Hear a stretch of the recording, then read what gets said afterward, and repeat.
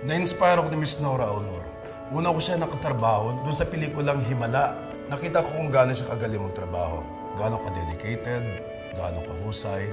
Talagang professional. At alam niya kung ano ang gagawin niya pagdating niya sa set. Yung kanyang last sequence, yung mahabang-mahabang speech, nakanganga ako nung ginagawa niya. Ang galing-galing. Napakagaling.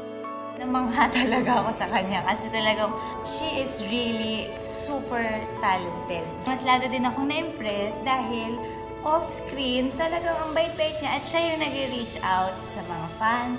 Yung treatment niya sa lahat ng tao, maganda. So parang na-impress ako lalo na, wow, the bigger the star, dapat mas humble ka, mas grounded. So she's very, very grounded.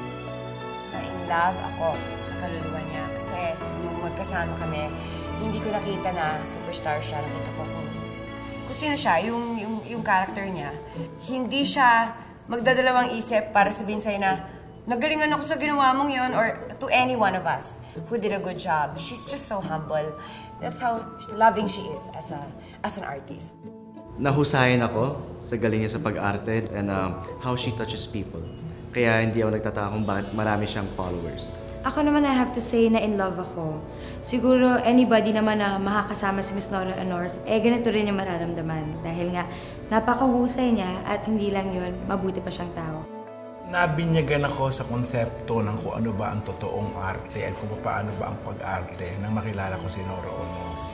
Isa siya sa artistang naniniwala kung gaano kahalaga ang realismo sa pagganap, nararamdaman ang kanyang ginagawa.